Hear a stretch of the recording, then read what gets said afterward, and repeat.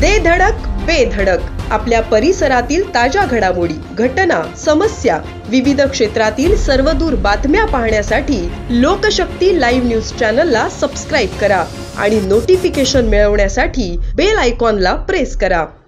संगीतात इतकी ताकद आहे की ती वातावरणच बदलून टाकते, असे प्रांजळ मत अलिबाग जिल्हा कारागृहाचे अधीक्षक श्री अशोक कारकर यांनी व्यक्त केले।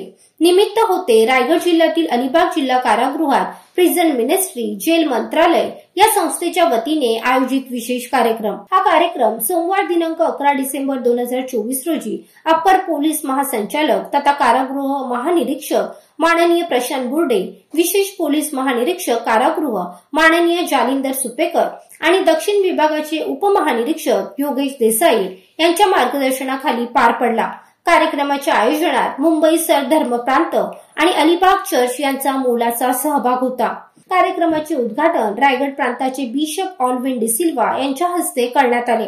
त्यावेळी व्यासपीठावर कार्यक्रम समन्वयक फादर ग्लॅस्टन घोन्साल्विस, वरिष्ठ तुरुंग अधिकारी रामचंद्र रननवर, अलिबाग चर्चचे प्रमुख father Simon Rodrigues, sister Flory, brother Starson आणि प्रिझन मिनिस्ट्रीचे स्वयंसेवक उपस्थित होते। कार्यक्रमाची सुरुवात कैद्यांसाठी दिलेल्या संगीत साहित्य आणि उपकरणांच्या लोकार्पणाने झाली। इतनी शक्ती हमें देना दाता या भक्तिगीताने कार्यक्रमाला भावनिक सुरुवात झाली। उपस्थित सर्वजण गीतात सामील झाले आणि वातावरण भक्ती रसात न्हाऊन निघाले।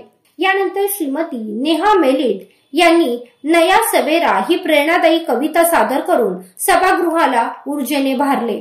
बिशप ऑल्विन यांनी शाब्दिक शब्दात प्रिझन मिनिस्ट्री संस्थेच्या कार्याचे कौतुक केले आणि कैद्यांच्या दुःखात सहभागी होण्याची भूमिका स्पष्ट केली। कार्यक्रमाने संगीताच्या माध्यमातून कैद्यांच्या मनात सकारात्मक बदल घडवण्याचा प्रयत्न केला। या कार्यक्रमाने संगीत हे केवळ करमणुकीचे साधन नसून मनोवृत्ती बदलण्याचे एक प्रभावी साधन असल्याचे पुन्हा अधोरेखित केले। लोकशक्ती लाईव्हसाठी नरेश पाटील, माणगाव। अशाच सच्चाई दर्शवणाऱ्या बातम्या पाहण्यासाठी लोकशक्ती लाईव्ह न्यूज चॅनलला लाईक करा, शेअर करा आणि सबस्क्राईब करा।